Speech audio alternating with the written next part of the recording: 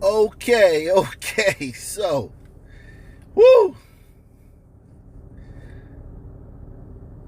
Interesting story coming out of Lake Wales, Florida. Lake Wales is in Polk County, Florida. And they have a mayor, but they also have a city commission. And one of the city commissioners, well, I think the 4th district of Lake Wales, is a young woman by the name of Kristen Fitzgerald.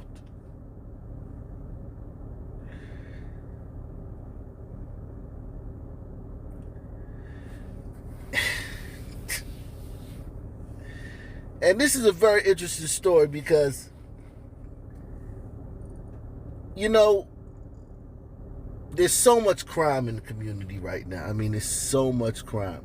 The young people are completely and utterly emboldened, and they've been told that crime is their entitlement. Taking your car is their entitlement. The juvenile justice system really doesn't know what to do with them. You saw a couple of days ago in Florida, two little pasty thugs,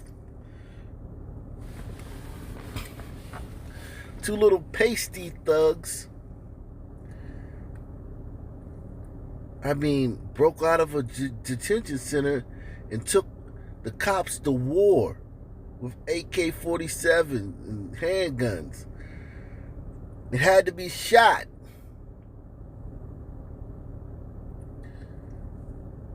Before they stopped. So kids are out of control. And as we talk about Florida man, if you think Florida man's bad, what about Florida teen? Florida teen is on some next level. So Kristen Wells had an incident with a Florida teen. Let's get into this. 11-year-old child to come outside. And she told him, get in the car. Well, he knew her. He thought, I finished school, I had good grades. Maybe she's going to give me some money or a present or something. This is late in the evening. He gets in the car. She leaves. She drives him down to Struthers Honey House, which is a business. Pulls in and asks him if he had done something inappropriate with another child that she knows. And he denies it. This supposedly happened a year ago. Did you hear what I said? A year ago. This victim, who is 11 years old now, was 10 at the time. And the other child that was supposed to be involved in this was 12 at the time. So he denies it. At that time, Kristen threatens the child, an 11-year-old child, and says, if you do that again, I'll bury you. She pulls a handgun out from under the seat and shows it to him while she says this. Then she drives him back to his house with a handgun in her lap and lets him out. Okay, so let's recap this and break this down, unpack this. So she pulls up to the kid's house, tells him to come outside. The kid comes outside. She knows the kid knows her. She's the city commissioner. The kid gets in the car, and then she questions the kid about an incident between him, another boy, and a girl that she knows, a young girl that she knows. So you have a then 12-year-old boy, a then 10-year-old boy, and a then 10-year-old girl in some kind of hanky-panky going on. And anybody who grew up in, anywhere, that little kids, they play house. And it starts very early. Now, this may have been something, that crossed the line, or could not have been. But we don't know. But some little kids got into some hanky-panky. And Kristen found out about it via the girl, who she knows. And she was told that, obviously told that something happened that was, unwanted or unconsensual or something like that. So she went to confront the boy. And she pulls out a gun and threatens to bury him. An 11-year-old. She's the city commissioner.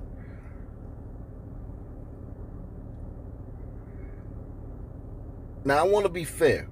I can understand if you're a woman and you hear that some little, homeboys done did something to your little play niece or your little goddaughter or somebody, in your family or whatever. The rage and the anger that you want to go do something or you want something to happen. But as the city commissioner, you almost have to use the law because you're part of the city government. This is something a hood rat, like from the projects, would do. This is the way they would handle it. You're on the city commission. You have to handle it legally. You can't just go pull up and tell a kid to hop in the car and threaten them with a gun. I mean, and I get it. Like, I know how bad these little kids are in these areas. And this is a city, 15,000 people, Lake Wales, Florida, 23% black. Not a very safe place. Not a lot of murder, but not the safest place in Florida. Okay? They have some trouble spots, and you know what those trouble spots are.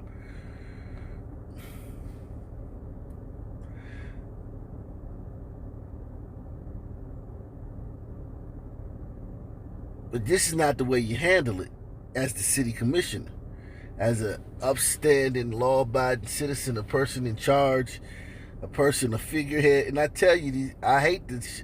Listen, I don't make up this narrative. These sisters are in power. I mean, Jesus Christ. You can just imagine she was defunding the police. She's going to say, I couldn't trust the police. They might have killed them. If I called the police on them, they would have killed them. I felt like it was better for me to threaten to kill them.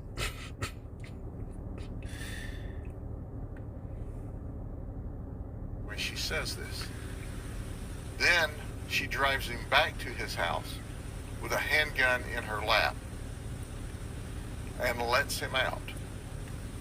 He's exceptionally upset, so he goes to his room and tells his older brother that Kristen just threatened to kill him. The older brother goes to Mom.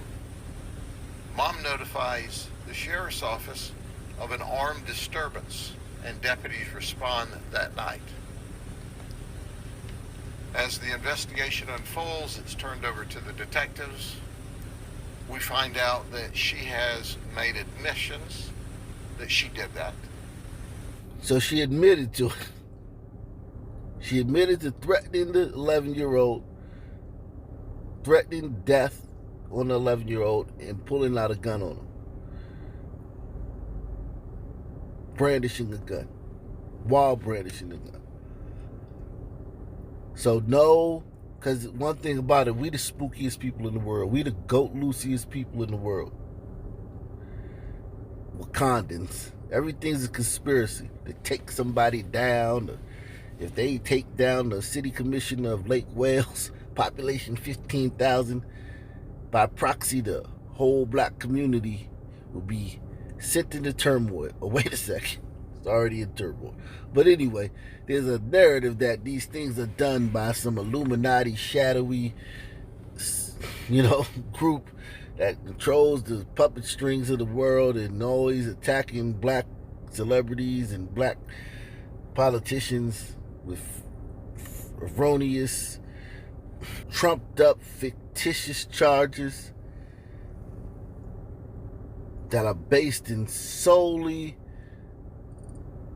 racism and white supremacy. When in reality, you couldn't make this up. You couldn't make this up if you tried. A woman on the city commission, local lawmaker, politician,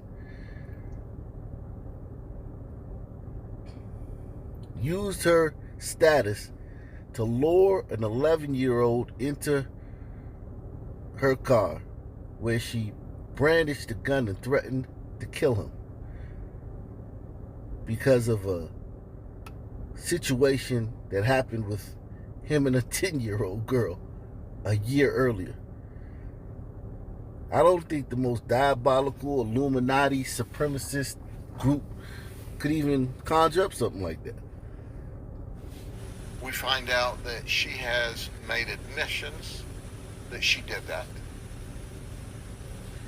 When the young boy, the 11-year-old, is telling the story, he said she threatened to kill me and bury me alive. Her statement was, I didn't say I was going to bury him alive. I said I was going to bury him. Did you hear what I said? Can you believe in 2021 that the lights haven't come on for her yet? That you can't threaten an 11-year-old with a handgun in your hand? She literally petrified him, scared him. We went to arrest her. She gave us partial admissions. And then she said, but I didn't point a handgun at him. And all of the testimony we have is she didn't point it directly at him. She pulled it out and showed it to him and said, I'll bury you if you ever do that again.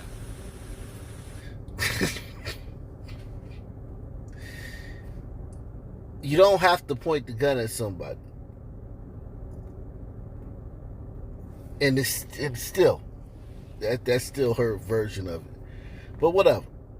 We'll take that. She didn't point the gun at the kid. She just pulled it out and told the kid that she'd bury him. Not bury him alive. She'll just bury him.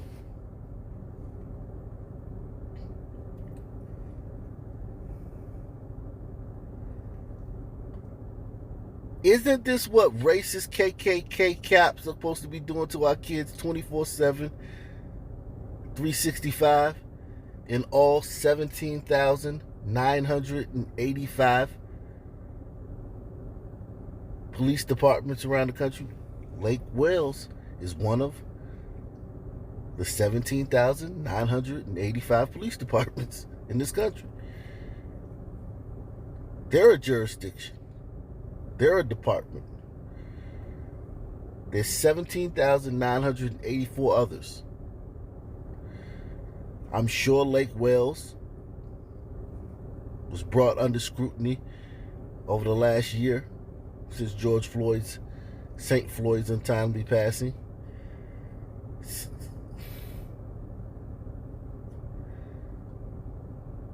I'm sure those cops have been castigated and besmirched and ridiculed and chastised and rebuked.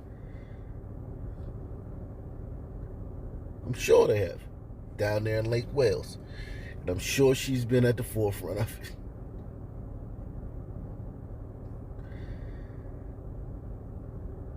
But when she had a chance to approach an 11-year-old about a crime. What she thinks what happened between the boy who was 11 and the 10-year-old the year prior. Something was criminal happened there. And she had her opportunity to behave as the adjudicator, the law enforcement officer. What did she do? She basically kidnapped the boy, pulled out a gun, and threatened to bury him.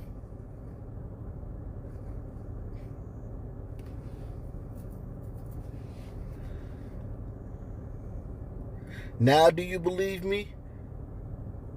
Or not? Now do you believe the statistics that only 18% of all officer-involved shootings involve a white cop and a black suspect/victim? The other 82% are some combination of all the other races, either an Asian cop and a black suspect, or a black cop and a Hispanic suspect, or whatever. Black cop, black suspect, whatever.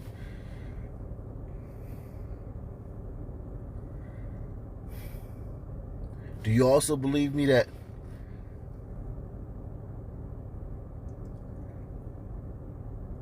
in jurisdictions that are run by black leaders, mayors, city council, the police forces are more harsh and draconian on the people? The laws, the sentences are more harsh and draconian on the people. Jurisdictions run by black leaders actually police harder and sentence harder than jurisdictions run by whites. It is what it is. I did not make that up. I did not make it that way. They've done a lot of research on that. And all of the testimony we have is she didn't point it directly at him. She pulled it out and showed it to him and said, "I'll bury you if you ever do that again." Folks, there's a lot of details that we obviously can't discuss because it's protected information. But this city commissioner was way out of line. I mean, it should give everybody pause that she's making decisions for the city of Lake Wales when she's that irrational.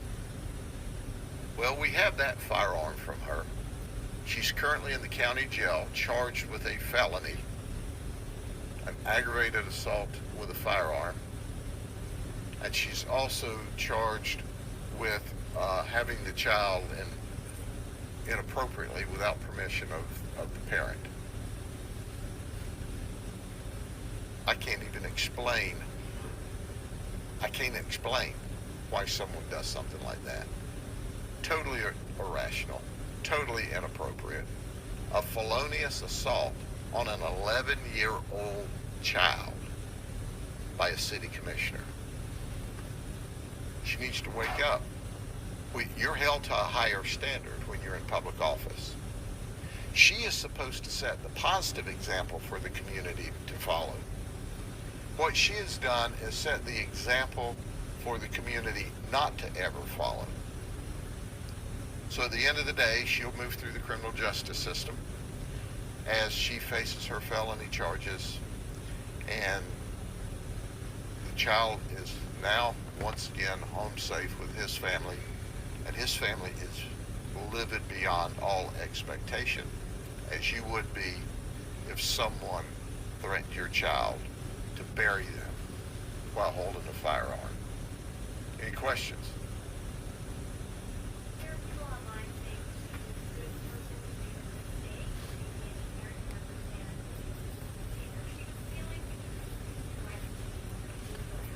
Yeah, I'm more than happy to explain that to you. I'm not suggesting, somebody says online she's a good person. There's a lot of good people. Even bad people aren't bad all the time. But it doesn't give a good person the right to be wrong occasionally. That was a horrible, felonious act. Who believes that she's a good person? Who believes Miss Kristen Fitzgerald is a good person? And listen, she may be. She may have thought, okay, some people I know told me this happened to their daughter. I'm not going to call the racist KKK cops because they may kill the 11-year-old like they do every black person in every interaction, right? Or is it just 14 black unarmed men a year get killed in the whole entire country? Whatever. She's wokety woke. She drank the Kool-Aid. In her mind, black men are being killed all over the place by cops. So she's going to give this kid a scared straight moment, but she's not going to call the cops because they're just going to show up and blow his brains out. But then she threatens to do the same thing. So I have to say, for me personally, I don't think she's a good person. I think she may be the type of person that will talk a good game and talk a lot of good stuff, but deep down in her heart, she's a hypocrite. She believes in capital punishment. She believes in forced confessions. She tried to force a confession out of the kid. The kid still was like, nah, I ain't do it. Even with the gun out, the kid was like, nah, I ain't do it. She believes in everything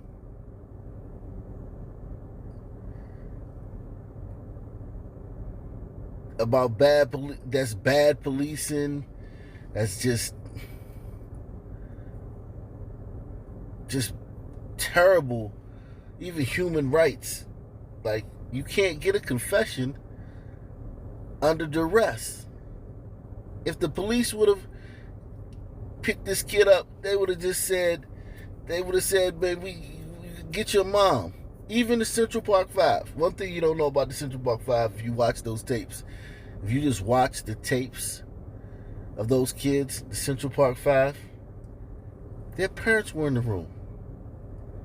And the cops were very nice to them. And they confessed to things that they weren't asked about. They gave up details that the cops knew nothing about because the investigation was still in the early stages. They were given soda. They were allowed to ask their parents, who weren't on camera, but the parents were just sitting there just off camera. And that's 1980s. So now, these kids, they would have never been in the room alone with an interrogator or an investigator without their parent and a lawyer. They'd have been coddled. Would have been a great experience for the kid. Being asked about what happened between him and the 10-year-old girl the year before, if she had called the cops. But what she did was far worse. So I think she's a bad person. Yeah, I'm more than happy to explain that to you. I'm not suggesting, somebody says online she's a good person. There's a lot of good people. Even bad people aren't bad all the time. But it doesn't give a good person the right to be wrong occasionally. That was a horrible, felonious act toward an 11-year-old child by a 41-year-old woman who's also a city commissioner. We expect more of everybody in the community, and certainly city commissioners and public officials are held to a higher standard. So regardless of what she thought, it was wrong. Oh, and did I add that the 11-year-old said he smelled alcohol on her. He thought maybe she was drinking or had been drunk or was drunk. She had to build up the nerve. She knew this was premeditated. She knew, she said, ma'am, she went and got drunk to build up the nerve to do that. Or she was drunk, and that's what, she was drunk and riding around, city commissioner riding around drunk driving.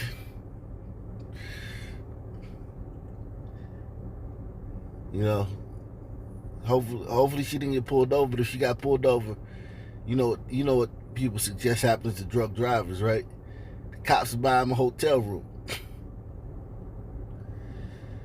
Like with Rayshard Brooks, the cops were supposed to buy him a hotel room. But she driving around drunk with a gun. Then she goes, picks up a 11-year-old and threatens to... Jesus Christ. And this is a good person. So regardless of what she thought, it was wrong.